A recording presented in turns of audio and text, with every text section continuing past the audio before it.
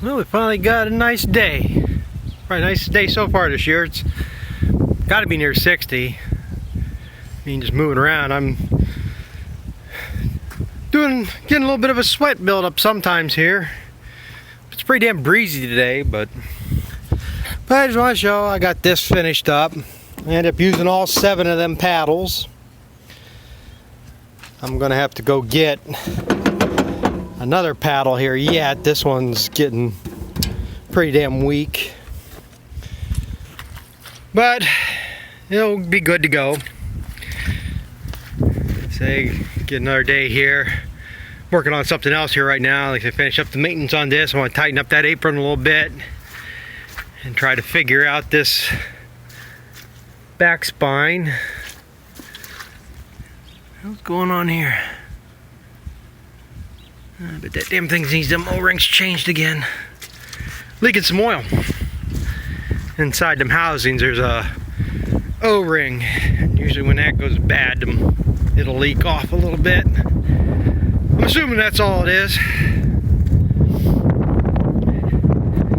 Got the curtain opened up a little bit today. Would have opened it up more, but as breezy as it is, I don't really want too much wind going through there. So not used to being out in a direct breeze.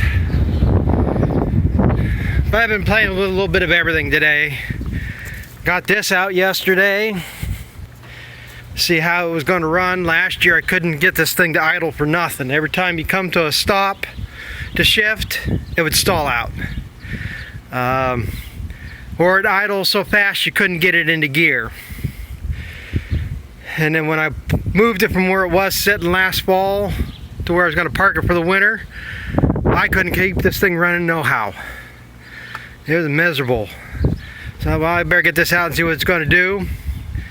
And it has been stalling out. Now today it ran just fine. I took it and went for a ride in the field to see if I could find them paddles that broke off.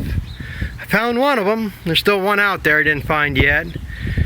But every time I came to a stop, it stayed running. Get off to pick up that paddle, it stayed running. So, but it did start up here on the display. It was flashing EFI. And that's an indication something's wrong with the fuel injection, I guess. But it ran, so I don't know. So I took the time, I took the pressure washer to it here. I'm gonna go see about taking it up to the dealer there. Let them do the service on it this time. You know, it needs oil changed and check it all out.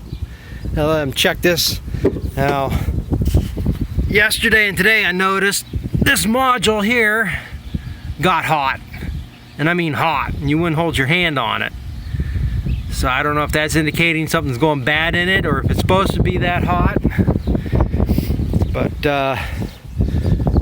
yeah, like I said, clean this up, and maybe tomorrow I'll call and see what it would take to get it up there. You know, see what get an idea what it's going to cost as a diagnostic. You know, here's something many people's four-wheelers don't have. Got these saddle tanks. You could fill that full of ice. I mean, you've got a little hole to let it drain out. But you could fill that full of ice and put 1 or 2 6-packs in there. You know, they think of everything on this one. Yeah, it does. I don't know how I'll start here.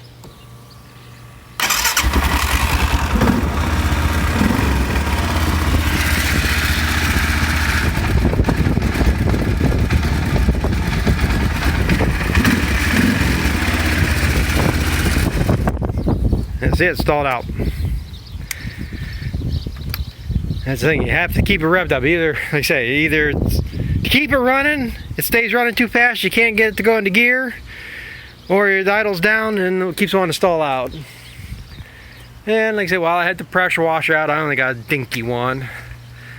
Gave this a quick bath. Missed a spot down there, but got most of the mud out from underneath and the side. I didn't take no soap or anything to it. I have to wash that yet, polish it up. This is the main thing I was working on today.